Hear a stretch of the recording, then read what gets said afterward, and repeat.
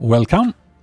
In a surprising twist, so late in the league, one of the most requested videos for me has been to update the leveling version of the Poison Pathfinder. I guess many people are at a stage where they might reroll and think this seems interesting, so here you go. As you can see, this deals quite handily with AoE and bosses early on. I never practiced a campaign, but I did manage to level, and the first time I looked at the ladder I was 4th at level 94. So when the leveling was said and done, even for someone who does not practice the campaign like me, it had been highly efficient. First of all, I want to say that this is not a poison burst build. Early on, it's one of your main abilities, but later on, it is simply your builder or filler skill. So, for most bosses, you want to have your groves and vine arrow down, blow them up with the plague bearer. If plague bearer is not charged, that's when you start using poison burst arrow to build it, and just keep alternating. Groves, poison, plague bearer. Groves, poison burst. Groves, plague bearer, etc. Always use it at 100% and use as many poison bursts as you need in between to build. I mention this because many people struggle with boss DPS, and having to use this rotation might not be obvious, but it's not complicated once you get the hang of it. For clear, again, you want to use plague bearer that wipes entire screens, chains and kill stuff, the poison spreads, etc. Poison burst is just a filler to build up plague bearer, and plague bearer, with new tech that we found, can fill itself. I will show this interaction briefly, since it is quite important and should be one of the strongest possible early game clears on a build that was already possibly the strongest early build in price performance. So, Bursting Plague makes enemies build up plague and then explode. However, if you add poison support, the poison support also supports the Bursting Plague, which counts as a separate skill, which refills your plague bearer itself. So while I have not tested how early in the leveling this works, because I did not know when I leveled, this should work really early on, and it should be the strongest, as it already was the strongest early endgame build, and now even stronger because it makes it spammable. This can fail if you insta-kill all the enemies, if there are too low density, if your poison chance is low, etc. But overall it is very consistent. So that was it for the rotations. I hope that clears a lot of later questions up. And I will be brief in this video. I have created 2 trees. One which is very similar to my endgame tree, and one which, if you want to respec, will give you a lot more power spikes early on by skipping this entire section and instead connecting here and here. If you take this tree, you will need to respec at a higher level, but it will give you a lot more power early on. So if you simply follow my other tree, which has all the crit nodes in it, simply skip all the crit, start this way, take crippling toxins, take lasting toxins, stacking toxins, escape velocity, then travel up, blinding strike, skip subterfuge mask, skip this part, this is for later on, skip the crit, travel here, down, take all those nodes, all the way around, and to the poison nodes. This is somewhat inefficient, but this is how I leveled. And yeah, my philosophy on the campaign in Path of Exile is that you have to be punished and suffer through it. I don't usually make highly optimized builds, but if you want, use the other 3, which requires you to respec later. It's much more efficient. So, summary, skip crit nodes, optionally skip all the evasion nodes as well, and just go glass cannon if you want. I've also added an optional link for Poisonous Concoction, because that appears to be very strong for boss killing. You don't strictly need it. I dare say in an endgame build it's objectively inefficient to have, because you can kill bosses in seconds with this build, and if you have Concoction, you have to give up your weapon swap set. The weapon swap set gives me 49% CDR, and you can corrupt it over 50% for blink. It allows you to have shield charge. So if you lose your entire mobility with temporalis like blink and shield charge, then you can, for a minuscule upgrade in boss DPS. But objectively, I dare say this is the best. And on this build, which is created for running assault and to have as many reductions for movement speed penalty as possible, mobility is important. This is a build that can't use the ROA, so you have to have the better mobility from blink and shield charge and actually invest in it. So having the Concoction is very counter-intuitive to the whole concept. And the reason you can't, at least for a long time until you have incredible gear, use the ROA is that Plague Bearer is not castable from Bird back. So that's it for the skill tree. Try to briefly go through stat priorities and some important weapon choices. So for weapon, I recommend Slivertongue. The Corrupt and the socket for arrow, which was originally very cheap, are now expensive.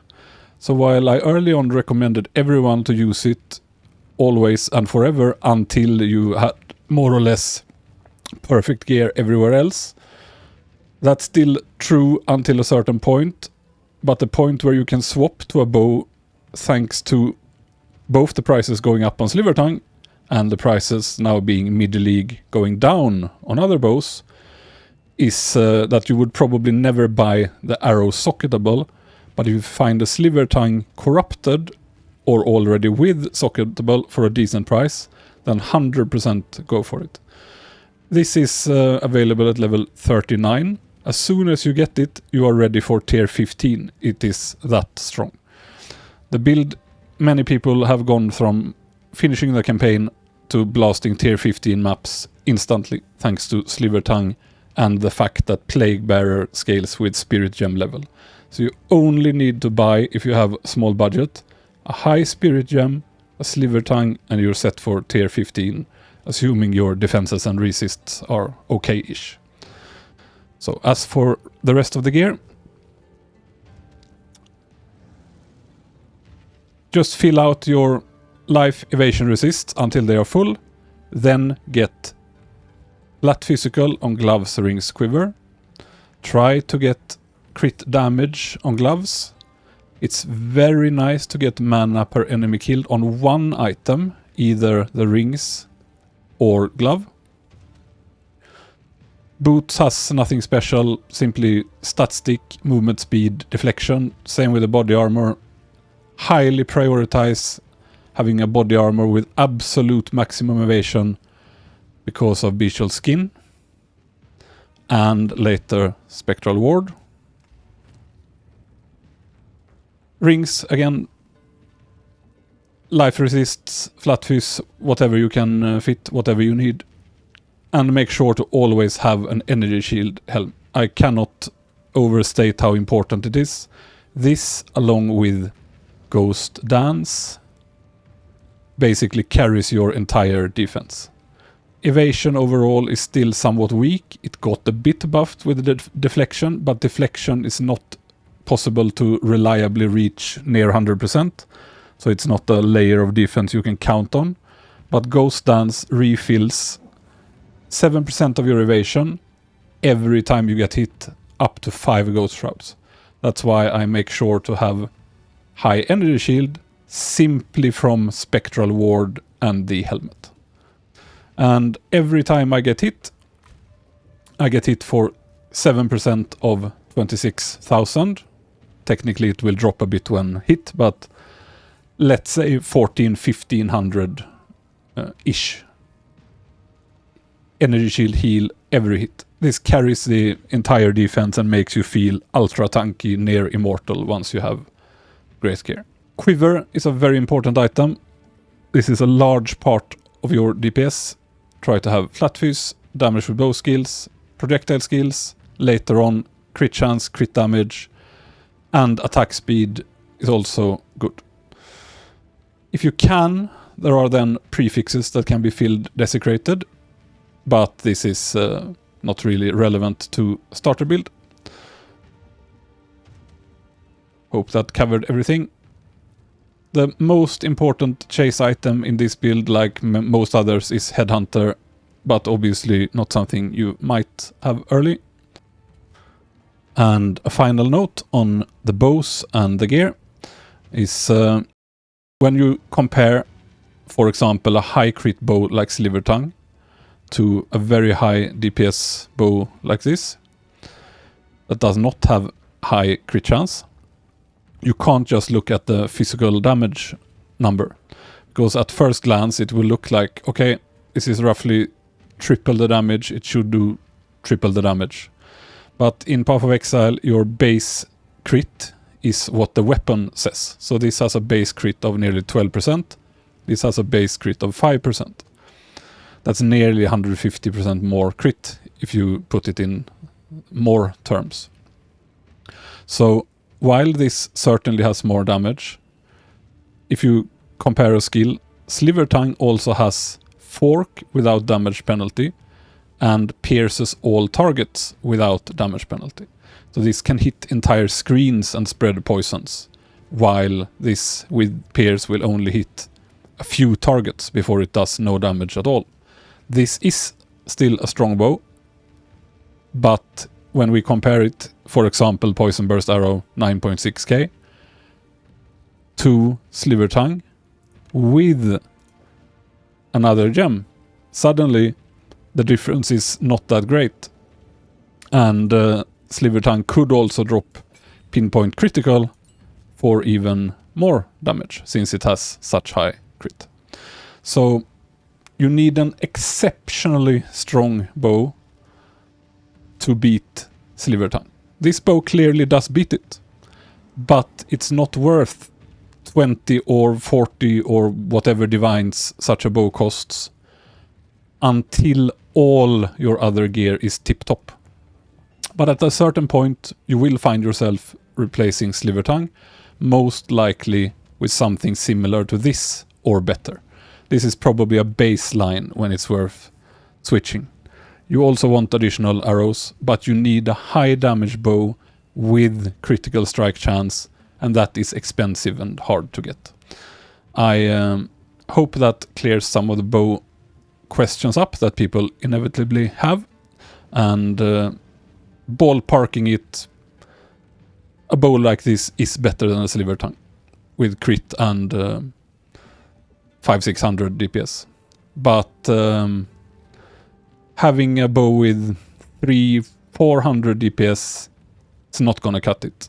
It can be a tiny upgrade, but when you can spend the resources on something else, it's definitely going to be a loss of DPS, because you could have upgraded another item.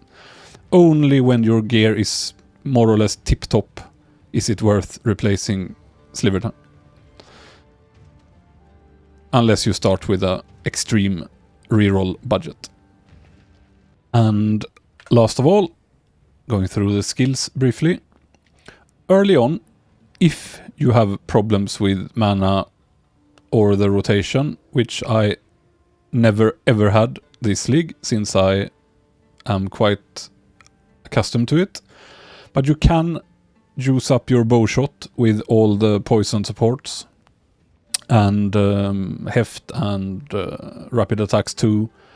I only use it for culling strike rapid attacks to execute bosses manually with the bow shot. If you have issues, you can absolutely just juice it up and have this as a last resort, but it should not ever be needed, even in SSF. For Poison Burst, I have all of the early skills to cut in the max roll planner, since it supports gem cutting order and so on. I did not fix this in the POB, but if you want an early gem cutting order, look at the max roll and the TLDR start with Contagion. It is very strong for AoE for a long time. I don't have a hard rule when you should stop using Contagion, but at some point you will simply feel it is useless to click this button. Things die anyway, and then you'll just stop using it and you can replace it. But for a long time it is very strong. Poison Burst Arrow, only note here, different from the planner, is you have optional, you can use multi-shot if you don't have an additional arrow, which I never found in this league at level 98. This makes it a lot weaker, a lot slower skill speed, but you fire 3 arrows and it's really nice for clear. You don't lose much damage from having this because your main damage is toxic growth anyway.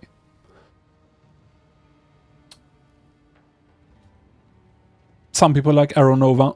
I did not, but it is a perfectly fine option if you do. There were a couple people who played on controllers that said that it felt very good to have Arrow Nova, so you don't need to aim, and furthermore remove astral projection on Plague Bearer, and you fit another support as well, and simply have everything around you, so you have Nova and Plague Bearer also a Nova, which sounds like a good combo, but not something I would choose on a mouse and keyboard. Then there's nothing differing from the planner here. I suggest putting Arakalis when you get it on Toxic Growth. It's the main damage gem, and if you put this on Poison Burst, it will rarely be stacked with 5 stacks or more like this needs. But the Toxic Growth usually will, since that's your third skill in the attack rotation usually. So perfect slot to fit Arakalis on Toxic Growth. Vine Arrow, nothing special to say here. I can only never overstate how important it is to use. This copies 60% of the incoming poison and spreads it as dot. So this is a very strong damage multiplier. It's also nice slow for bosses, enemies, anything. Uses always on bosses. Choke points where you will have to fight a bit. Events such as rituals or abysses and so on. Strictly not efficient to cast when zooming around clearing, but as soon as you have a second extra to need to stand still, it's very important. Shield charge, I have nothing else than attack speed. Blink, completely optional to the build. It's something I add when I find spirit.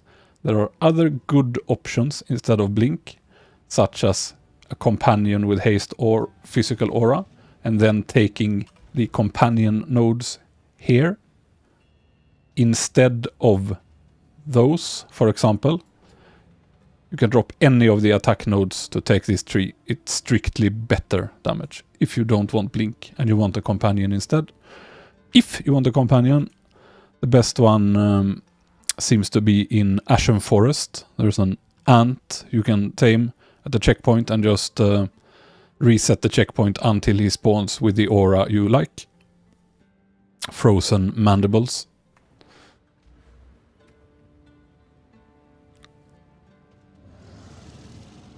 Ghost Dance carries the defense. Precision is optional. If you don't have spirit, just drop it. Precision is not very important, since many of the abilities do not ever reach the range where accuracy matters. It's mainly in the beginning where you actually use a lot of Poison Burst Arrow early on during the campaign that the campaign is good. Later on, you can respec and drop the extra accuracy in the beginning here.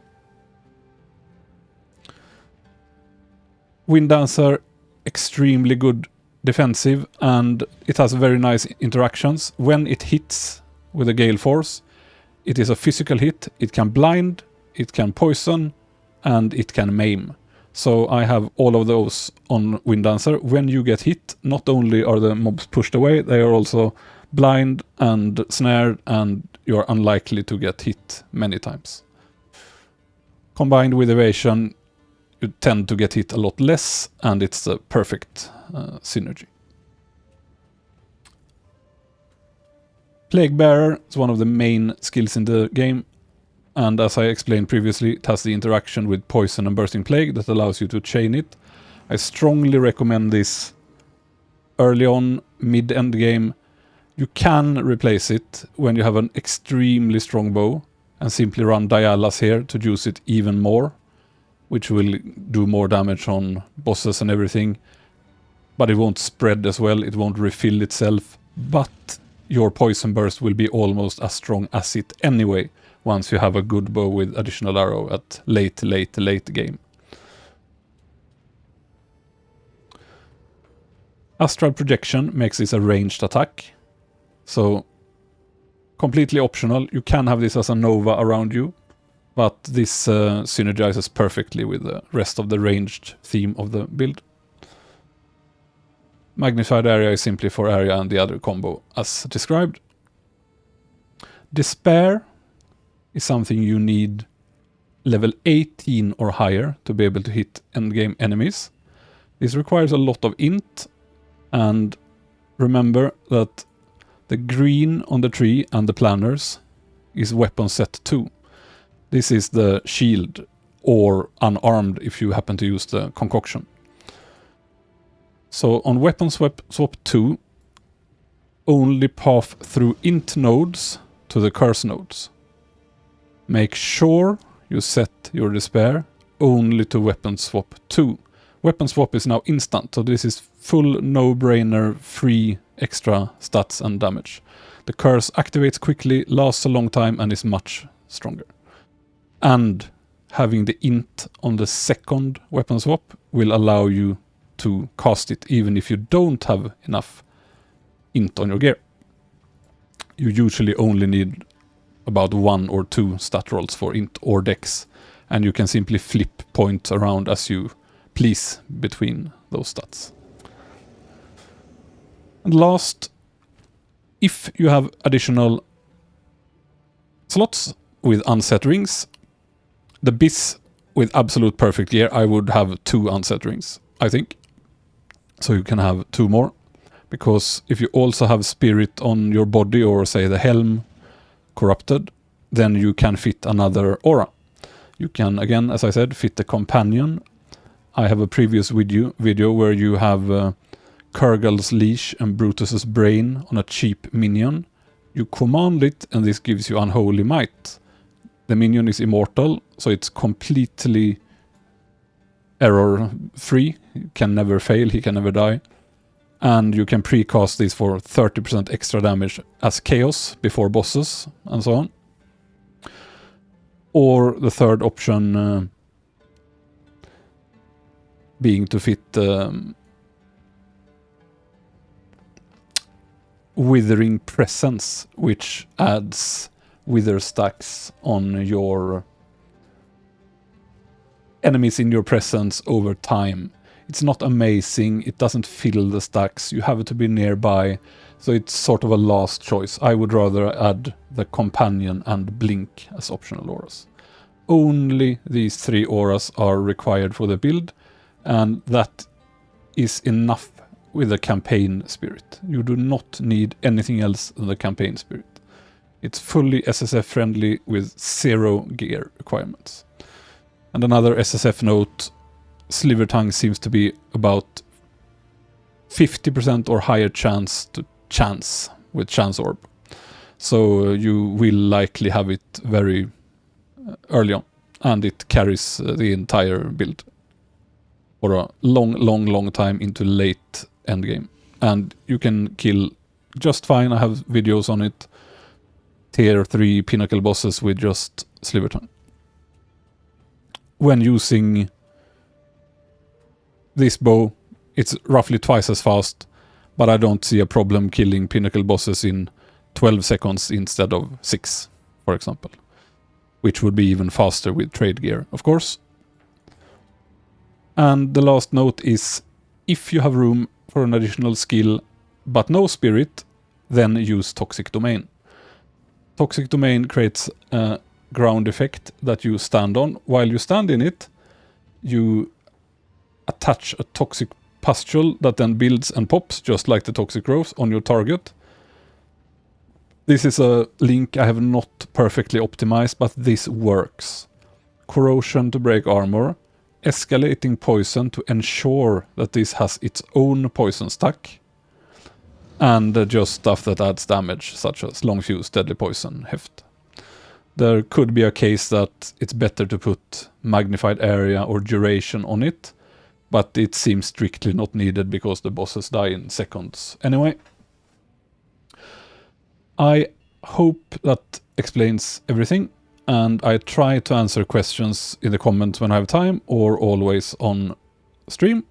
So if there are any questions, don't hesitate to ask, and see you in Rayclast.